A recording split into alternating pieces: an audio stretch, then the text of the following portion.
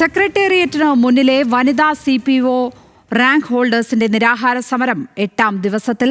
Rank list കാലാവധി അവസാനിക്കാൻ ദിവസങ്ങൾ മാത്രം ബാക്കി നിൽക്കെ കൂട്ട ഉപവാസത്തിലാണ് ഉദ്യോഗാർത്ഥികൾ. അതേസമയം ഇന്ന് നടക്കുന്ന മന്ത്രിസഭാ യോഗത്തിൽ അനുകൂല നിലപാട് ഉണ്ടാകും എന്നാണ് സമരക്കാരുടെ പ്രതീക്ഷ. ഹാൻസ് ജോൺ തയ്യാറാക്കിയ റിപ്പോർട്ട് കാണാം.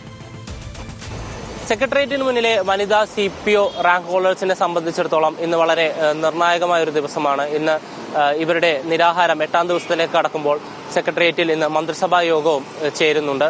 തങ്ങൾക്ക് അനുകൂലമായ ഒരു നിലപാട് ഉണ്ടാകുമെന്നാണ് ഈ ഉദ്യോഗാർത്ഥികളുടെ വിശ്വാസം. എന്തായാലും കഴിഞ്ഞ ദിവസങ്ങളിലെല്ലാം തന്നെ വളരെ ശക്തമായ പ്രതിഷേധ പരിപാടികളായിരുന്നു ഇവർ കാഴ്ചവെച്ചത്.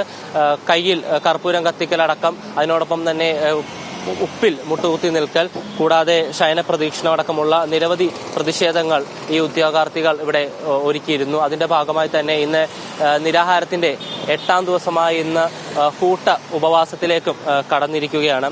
ഇന്നിപ്പോ മന്ത്രിസഭാ യോഗമുണ്ട്. അപ്പോൾ നിങ്ങളുടെ റാങ്ക് ലിസ്റ്റുമായി ബന്ധപ്പെട്ട ഒരു ചർച്ച ഈ വിഷയത്തിൽ ഉണ്ടാവുമെന്ന് പ്രതീക്ഷയുണ്ടോ? ഒരു പ്രതീക്ഷയിലാണ് ഞങ്ങൾ ഇരിക്കുന്നത്. കാരണം ഇത്രയും മീഡിയ കവറേജ് ഒക്കെ കിട്ടിയ സ്ഥിതിക്ക് അവർ അറിഞ്ഞു കാണുമല്ലോ എങ്ങനെ ഒരു പ്രശ്നം ഇല്ലെങ്കിൽ തൊട്ട് മുമ്പിൽ നടക്കുന്നില്ല, കൺമുമ്പിൽ നടക്കുന്നവർ കാണാതിരിക്കത്തില്ലെന്നാണ് വിശ്വാസം. അപ്പൊ ഞങ്ങൾക്ക് അനുകൂലമായി എന്തെങ്കിലും ഒരു നടപടി ഇല്ലെങ്കിൽ ഞങ്ങൾ ചർച്ചയ്ക്കെങ്കിലും വിളിക്കുമെന്നാണ് വിചാരിക്കുന്നത്. ഇനിയിപ്പോ റാങ്ക് ലിസ്റ്റ് കാലാവധി അവസാനിക്കാൻ 10 ദിവസം കൂടെ ബാക്കിയുള്ളൂ.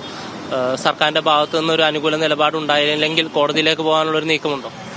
അത് ഞങ്ങൾ തീരുമാനിച്ചിട്ടില്ല. അത് ഞങ്ങൾ അതിനു മുമ്പ് സർക്കാർ എന്തെങ്കിലും തീരുമാനം എടുക്കും തന്നെയാണ് വിശ്വസിക്കുന്നത്. ഇത്രയും നടത്തുമ്പോൾ ഇത്രയും ഇത് തന്നെ കണ്ടില്ലേ, ഇന്നലെ പൊള്ളിച്ചത് ഞങ്ങളെ തന്നെ നോവിച്ച് ഞങ്ങൾ എന്നും ഒരിക്കലും ഞങ്ങൾ അവർക്കെതിരെ ഞങ്ങൾ നിന്നിട്ടില്ല. ഒരിക്കലും ഒരു പ്രതിപക്ഷത്തെ ഒന്നും കൂട്ടുപിടിച്ചൊന്നും ഞങ്ങൾ അവർക്കെതിരെ ഒരിക്കലും നിന്നിട്ടില്ല. ഞങ്ങളെ തന്നെ നോവിച്ചാണ് ഞങ്ങൾ പ്രതിഷേധിച്ചിട്ടുള്ളത്. അപ്പൊ അത് കൂട്ട ഉപവാസത്തിലാണ്. അതെ. ആ മന്ത്രിസഭാ യോഗത്തിൽ എന്തേലും നല്ലത് വരുമെന്ന് പ്രതീക്ഷിച്ച് ഞങ്ങൾ ഇവിടെ ഉപവാസത്തിലിരിക്കണം.